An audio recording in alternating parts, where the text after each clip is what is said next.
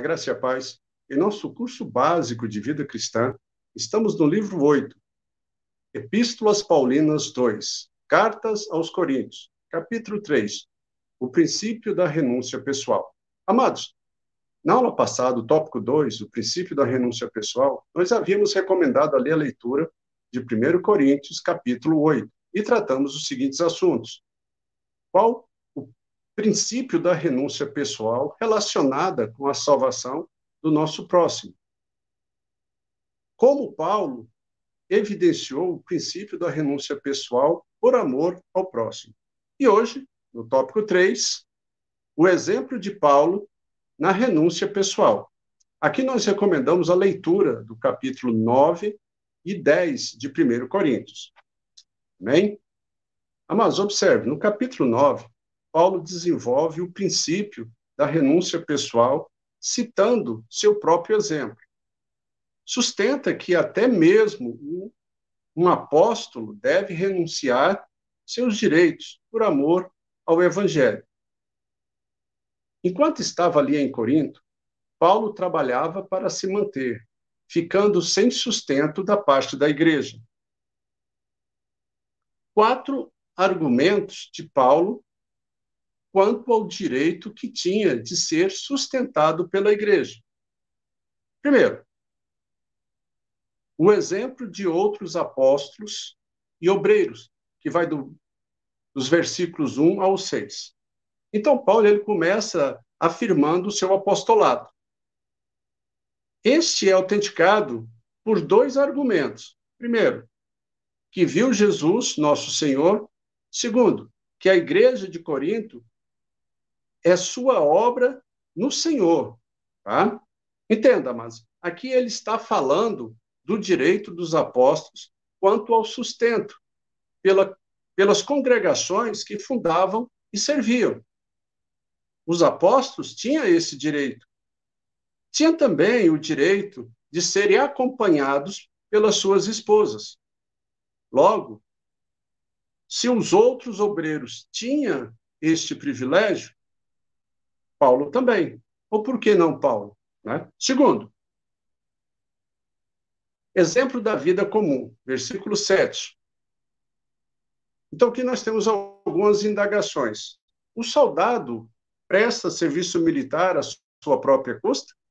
Ou o agricultor planta para não se alimentar da colheita? Ou o pastor deixa de tomar leite do seu rebanho? Entenda isso, amados. O princípio é o seguinte: o homem que consagra o seu esforço a uma obra deve viver daquela obra. Amém? Terceiro, lei do Antigo Testamento, vai do versículo 8 ao 11. O mandamento é, lá em Deuteronômio, capítulo 25, versículo 4, não atarás a boca ao boi que debulha. O princípio implícito é que o obreiro deve participar do fruto da sua obra. Depois, Paulo o aplica aos obreiros espirituais, às obras espirituais. Lá no versículo 11. Se o boi tira proveito do seu trabalho físico, o apóstolo não terá benefício da sua obra espiritual? Quarto, o mandamento de Cristo. Versículo 14.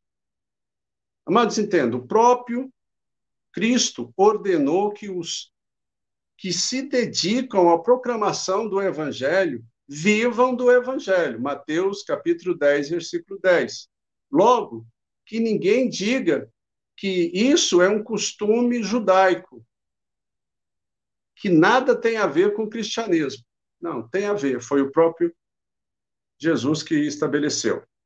Porque Paulo não fez uso dos seus direitos. Então, há várias razões para isso, e nós vamos explicar o porquê. Primeiro, queria que o evangelho fosse anunciado gratuitamente. Vai do versículo 15 ao 18. Observe, amados. Paulo tem plena consciência de que o evangelho teria fácil aceitação se ele não requeresse pagamento pelo seu trabalho ministerial. Né? Mas Observe, mas ele tinha mais algumas razões para pregar o evangelho sem remuneração. Primeiro, não fora chamado como os demais apóstolos. Estes seguiram a Cristo voluntariamente e, da mesma forma, o escolheram. Com Paulo, não foi assim. Em certo sentido, ele se convenceu disso no caminho para Damasco. Quem conhece a história sabe da conversão de Paulo. Então, Paulo sentia necessidade de corresponder ao amor de Cristo, fazendo alguma coisa gratuita e que demonstrasse a sua gratidão ao Senhor. Segundo, queria ganhar maior número possível de pessoas, vai dos versículos 19 ao 23. Aqui, o seu propósito mais profundo em dar tanto em benefício do Evangelho e ganhar tantas almas quanto possível para o reino de Deus. Fez-se escravo de todos os homens a fim de ganhá-los para Cristo. Isto está no versículo 19, amados. Então, deste modo, observe. Para os judeus, Paulo portava-se como judeu, a fim de ganhar os judeus. Para os gentios, que não estavam debaixo da lei, agia como gentil. Tornou-se fraco a fim de ganhar os fracos. Veio a ser tudo para com todos os homens, a fim de que, por todos meios, salvasse alguns. Né? Então, observe a preocupação dele. E, de cara, já desperta a nossa, né? Que nós temos que fazer e anunciar esse evangelho. Terceiro, queria ganhar a sua própria salvação. Vai do versículo 23 ao 27. Paulo mostra o perigo que ele mesmo enfrentaria caso se afastasse do caminho da renúncia pessoal voluntária. Né? No versículo 23, ele afirma: tudo faço por causa do evangelho, com o fim de me tornar cooperador com ele. Tudo faço. Amém? E nós estamos fazendo tudo? Nós estamos preocupados com os nossos irmãos? Coisa para nós estarmos meditando e refletindo, amados. Então, Paulo está dizendo que este princípio, em última análise, abrange a própria salvação. Se alguém, enquanto prega o evangelho e salva outros, não pratica a renúncia pessoal, o amor para com os outros cristãos, ele mesmo, apesar de ganhar outros, ver-se-á rejeitado por Deus. Né? Então, observe.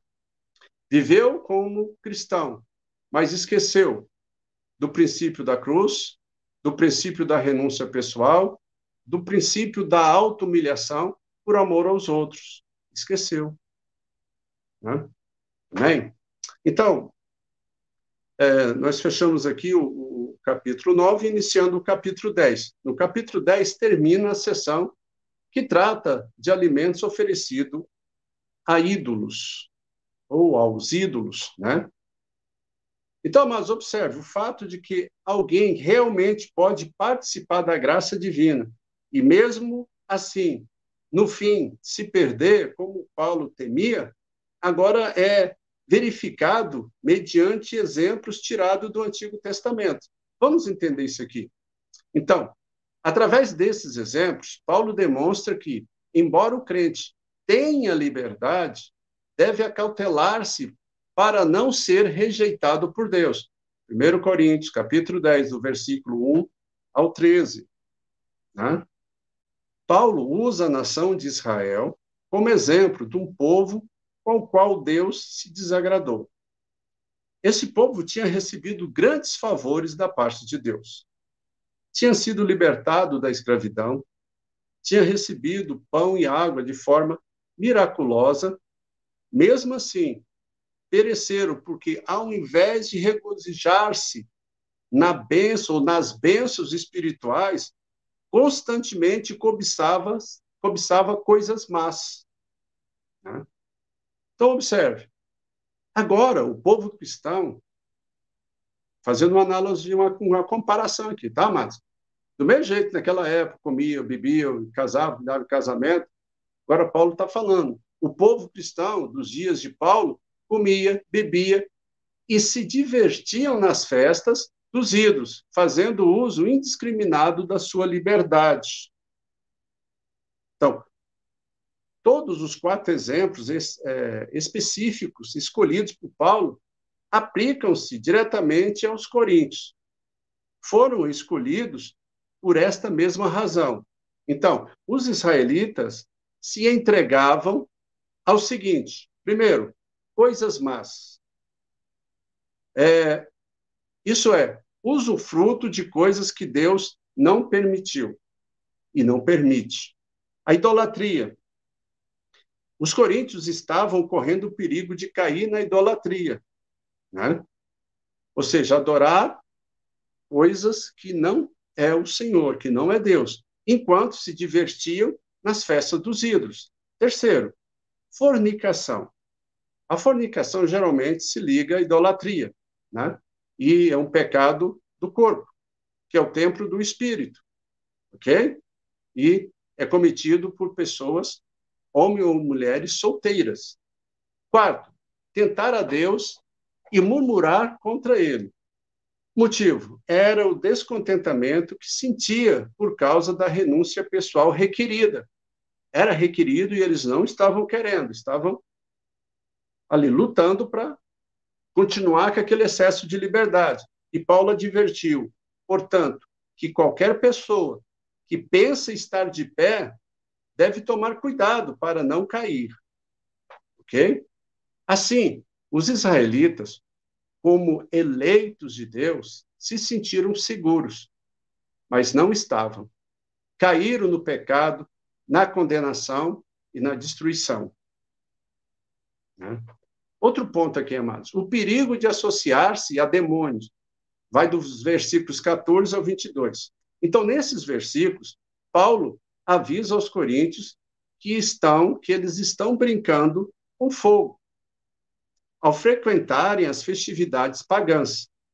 Paulo já dissera que isso pode desviar outros crentes. Só que agora dá um motivo mais profundo para evitar práticas idólatras. Estão em real perigo de terem comunhão com os demônios. Né? Amém? Outro ponto, o perigo de cometer faltas contra um irmão, dos versículos 23 ao 33. Paulo está agora encerrando o tratamento do assunto e repete o princípio que definiu no capítulo 8º, o de renunciar aos privilégios que enfraquece a si mesmo ou a outros. Sim, amados, temos liberdade, mas nem todas as coisas edificam, nem todas as coisas resultam no bem do próximo. Sim? E Paulo termina com algumas regras práticas. Primeiro, viver para servir aos outros, versículo 23 e 24. Que ninguém busque o seu próprio prazer ou vantagem. Pelo contrário, no seu agir, deve levar em conta os interesses dos outros. Amar ao próximo como a ti mesmo. Segundo, viver para a glória de Deus, ainda que isso acarrete sacrifício. Versículo 29 ao 31. E aqui, amados, Paulo ensina o princípio final de toda atividade cristã. Está ali no versículo 31. Quer comais, quer bebais ou façais outra coisa qualquer. Fazei tudo para a glória de Deus. Amém? Então, um cristão pode pensar que está glorificando a Deus quando fere a consciência de um irmão e lhe faz grande dano espiritual. No entanto, não é assim que se glorifica a Deus. E nós temos que tomar esse cuidado. Né? Terceiro, viver para ganhar almas. Versículo 32 e 33. Então, para nós encerrarmos aqui essa aula de hoje, glorificamos a Deus em todas as coisas quando agimos de tal maneira que ninguém, observe, ninguém pode realmente ficar ofendido conosco. Nenhuma ação nossa deve causar a interrupção na comunhão dos nossos irmãos ou impedir uma pessoa de vir a Cristo. Como é que estão as nossas atitudes? Talvez isso aqui nós possamos estar praticando sem perceber, amados. Né?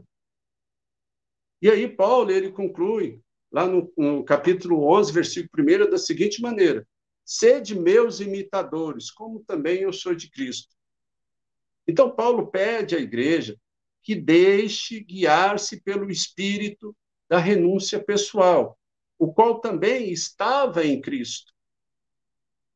Né? Ou seja, que a mente de Cristo, que foi a de Paulo, esteja em nós também. Amém? Então, na próxima aula, capítulo 4, os dons espirituais e os ministérios. Tópico 1, desordem na igreja. Aqui nós recomendamos, amados, a leitura dos capítulos do 11 ao 14. Né? E gostaríamos de enfatizar, faça essa leitura para ficar mais fácil o desenrolar da aula e o seu entendimento. Como são vários capítulos, nós vamos reduzir um pouco a aula, ok? E vamos responder as seguintes questões. Qual o valor dos dons espirituais para a igreja de hoje? Qual era a desordem nos cultos da igreja de Corinto? E as consequências dessas desordens? Amém? Mas observe, a palavra vem constantemente nos advertindo das nossas responsabilidades e postura, daquilo que o Senhor entregou nas nossas mãos. Quando Cristo Jesus diz, ide por todo mundo e pregai o evangelho a toda criatura, ele nos comissionou para isso. E se nós observarmos, essa era a preocupação, ou a maior preocupação de Paulo. Né? Em ganhar, em anunciar, em falar, para que ninguém se perca.